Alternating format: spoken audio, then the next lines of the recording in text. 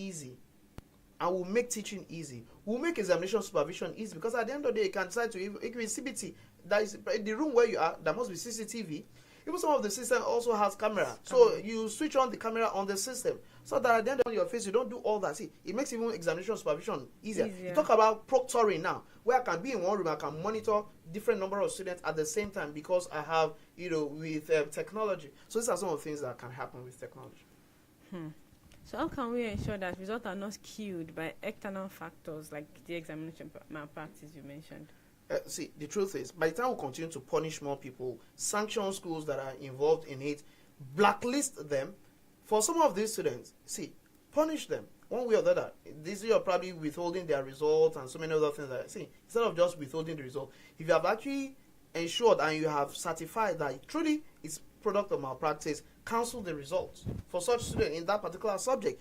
At the end of the day, when they know that there are consequences for their wrong actions, they will sit up. They will sit tight and they will do the needful.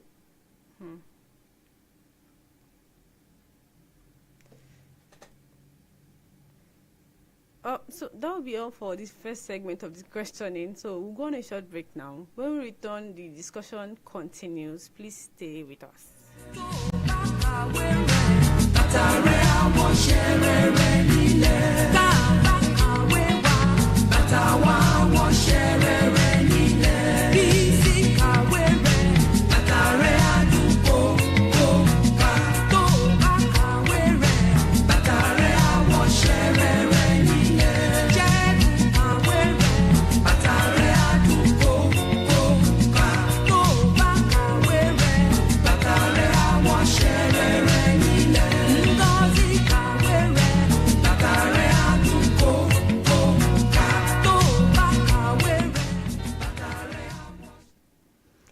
You are still listening to Education Today on Light Radio. We are discussing WASC 2024 results, matters arising, and we have a researcher, education consultant, lecturer at the University of Lagos, Mr. OLUBUNMI KAZEEM, as our guest discussant.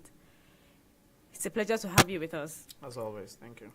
Don't forget you can be part of discussion by sending your comments, questions, and contributions. You can reach us on Facebook via www.facebook.com/lightradio, Twitter at Light Radio, Instagram Light_Radio, YouTube Light Radio. You can also call or send a message to us via SMS or WhatsApp on 0809 738 4000. A reminder of our short quiz. What is the theme of this year's World Humanitarians Day? Send your answer to WhatsApp number 0809 738 4000 or our Facebook or YouTube page. The first correct answer still gets our prize. So, back to the discourse, sir. What support systems in place for below expectations? All right, thank you very much. It is often said that failure is an orphan, and success has many friends. I know for some people, they would have been dejected the moment they actually saw their results. But one thing you must understand is the fact that it's not over. It's not over until you succeed. So don't quit, because of some people that say, that is the end of my education. Probably God does not understand that I will actually go to. I need to put in a lot of effort. So for me, I would start from the parents and from the family. We need to actually provide a kind of support mechanism for our children that actually fail or that have some issues with their results. That it's not a time for you to say, you see, Olodo, see you. Your mates are. Don't do that. That's emotional blackmail. Don't do that. Don't. I'm sure no student will actually decide or will desire to actually go into an examination with the intent of failing. So let us not do that. So let us rally around them. Well, it's a disappointment. It didn't actually come out the way we expected, but it's not over. We give it a trial. You try again. You continue. You keep trying. By the time you have such soothing words, they will be able to overcome the initial setback that this exam will probably cause for them. So what do?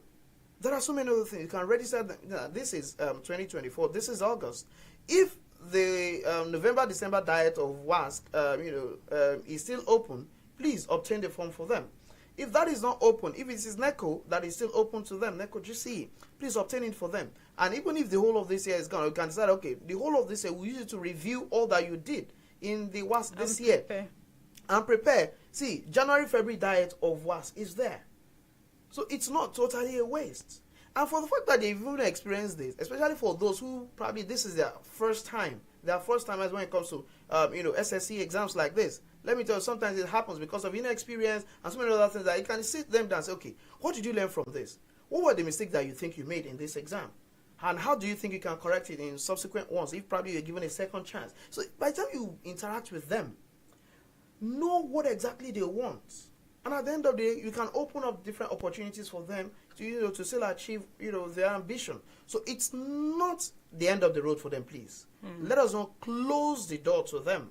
Because if a particular door closes, there are still other opportunities. If you just stand at that door wailing and, crying because that door is closed, you will not see other doors that are open for you. So please let us explore other opportunities that these students can actually, utilize to realize, their ambition. So that they perform below expectation is not the end of the world. It's an experience. Now they know that, okay, if I'm going into another exam next time, this is how to approach it. Or this is not, one thing that failure does is you learn how not to do something.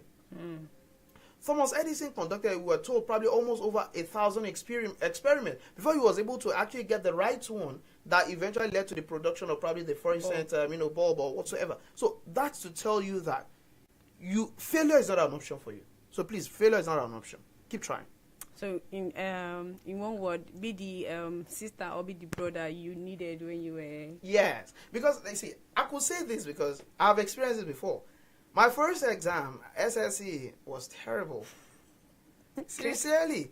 And unfortunately, it came on the backdrop of my elder brother who finished a year earlier. He had a very, very wonderful result. My dad celebrated the result and was showing everybody. Now it came to my turn and I only had 3 subjects. You see? Too much television. Okay. And so many other things like that. So you didn't pass out, you failed out. Ouch. Yeah, that was it. Ouch. It was very painful. Very, very painful. And probably I had never discussed this with him before. He never realized probably what he was doing to me. But then, it was it. I was like, well, I'm not my elder brother. So, I know he is the genius one. Me, Abiolodo, I understand. Fine, no problem. Abiolodo. But as God would have it, because we also wrote NECO that same year, NECO was a saving grace and... Okay. It's not all bad. God bless you. So that was the rescue. So, and that's until today. I'm indebted to NECO. NECO rescued me. Okay, so how can we foster a culture of academic excellence and healthy competition among students? First is that let them understand that knowledge is their possession. No one can take it away from them. So our focus should be on the knowledge, not just on passing the examination. Because, see, unfortunately, we have reduced our educational system to an examination system. La cram, la pour. So it's just, all that we do is just about the examination, and life goes beyond the examination. So that's number one. Number two is also the fact that, let's let them realize that this world is a competitive world. In biology, talk about the competition, survival of the fittest and things like that. Let us now let them translate it to them that this is the reality of life. Beyond just probably what you are learning or what you are told about animals and things like that. It's not just about animals. It's a dog-eat-dog, scenario in the kind of world we live in. But then, it's a competition. You are in competition against others. But then, see, compete against yourself. Against yourself.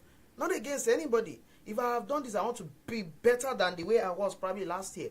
So they are seeing, personal improvement, capacity development, professional development. So they are developing themselves. So by the time they see that, even if they are going for competitions and things like that, it's something that, they will cherish when they achieve results. And for them to also realize that, see, success has many friends. So everybody want to attach themselves with you.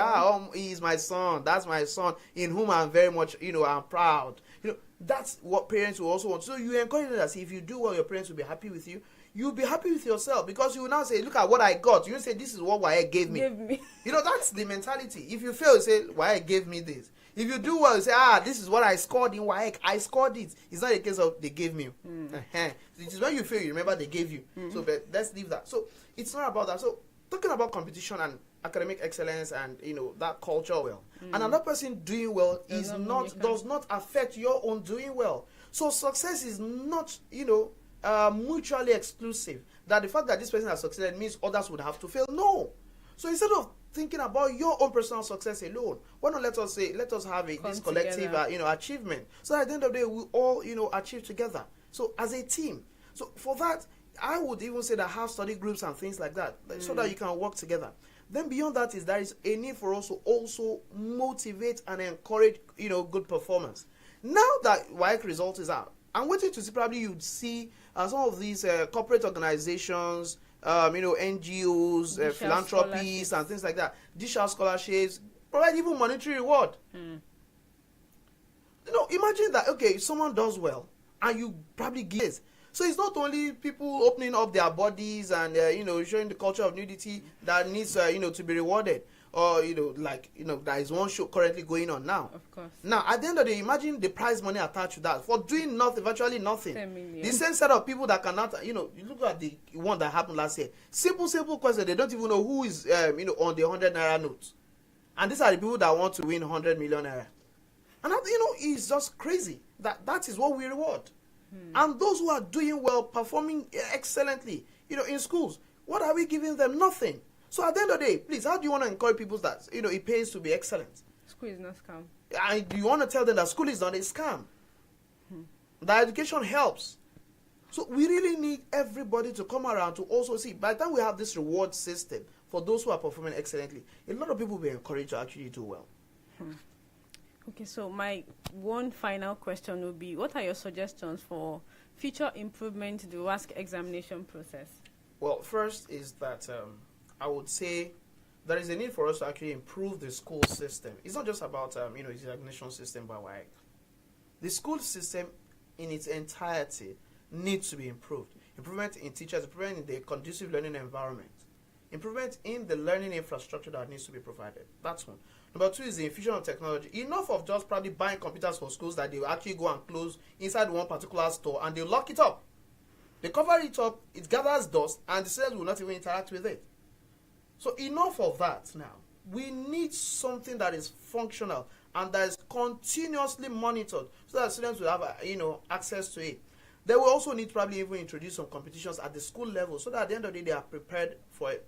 Now I think for WAEC, I would say that ordinarily what we should have in those days, they tell us that if you write mock is, that we call it mock because it's just like a similitude of what you face in the WAEC. But unfortunately, the mock that we have now, it's not like that. Because in the mock exam, do you do mock practicals? You don't, so that's that. Beyond that is, now you write mock for UTME. So you see, a replica of what the exam is like. So you use that to prepare. I think that at this level too, we also need probably to do something in that regard that will be properly monitored. So beyond that is the infusion of technology by WAEC. This is something we need to improve upon it. WAEC has done that. We need to encourage them to do more. Just like the proverbial Oliver twist. We ask for more. In terms of supervision, we ask for more. In terms of monitoring what the students are doing, we ask for more. In terms of even computer literacy by the students, we are asking for more. Now, for the government too, because that is the direction WAEC is going. So, the quality assurance mechanism now should also include the fact that all schools must actually have ICT, rooms where students will be able to write exams. That will not be batches. So where they are actually getting used to, the use of exams online, virtual exams, or, online exams and things like that, CBT, systems. Because that is where it should actually start from before you eventually get to probably WAEC or even by the time you want to write to UTME. So we really need to look at that. And if possible, there is also a need for us to look at the amount of money that is actually being charged for this SSCE. It's something that we really need to consider. Because for a lot of parents, let me tell you, there are so many parents that would actually wish that their children write both WAEC and NECO. But because of course, a lot of people just limit themselves to just one exam because they cannot afford it. Either or. So you can imagine. So, and in the case of some of these, for those that are private schools, that's why I feel like there's also a way, the same way now that UTME is being taken, away from probably one institution or one school where it is the candidate themselves directly, they can register directly, they can go to a particular center. I think probably we might also need to graduate that to level of WAEC, simply because we're having a situation where, although that would also affect some schools because they will tell you for testimonials and things like, because the result of the exam would also reflect the performance of the school. But I'm saying this because of the level of exploitation that is also going on out there, especially by some of these private schools, just because of WAEC. It's very, very, I think I'm expressing a whole lot of concern, and government also needs to show concern in this regard so that we can help people, especially at this, harsh economic, with these harsh economic conditions, so that people can actually survive. So, let them breathe, please. So it's important. So we are appealing to WAEC. If probably infusion of technology is what will probably help us to bring down the cost of examination, I think we really need to consider that. Thank you very much. So that's all we can take on the discourse segment for today. We'd like to appreciate our guest, Mr. OLUBUNMI KAZEEM, for this beautiful insight he has provided on today's program. We'll go on another break now. We'll be back for the words on the marble. Please stay with us.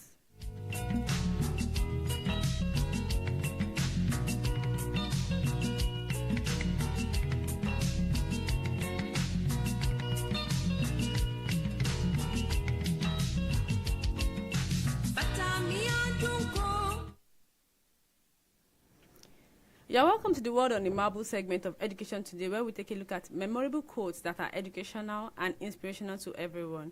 Today we have a quote from Nelson Mandela. According to him, it is so easy to break down and destroy. The heroes are those who make peace and build. I take that again. It is so easy to break down and destroy. The heroes are those who make peace and build. That's our words on the marble for today. We must, as a matter of fact, understand that it is difficult to build, but it is very easy to destroy. Those who make peace and build are the real heroes. Hence, we should never be a party to destruction and conflict. Let us all work together to build and achieve a peaceful, progressive society. So do we have a winner from the quiz for today? So the theme of the World Humanitarian Day 2024 is Act for Humanity. So this is to inform you, our esteemed listeners, that you can advertise your product and services and also showcase your event on our program.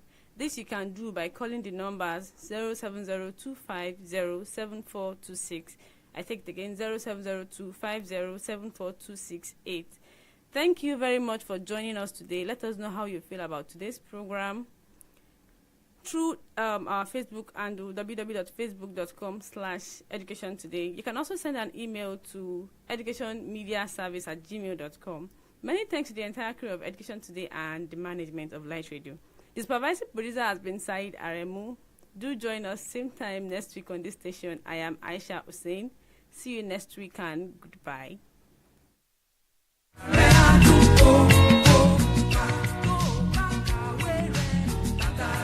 Wash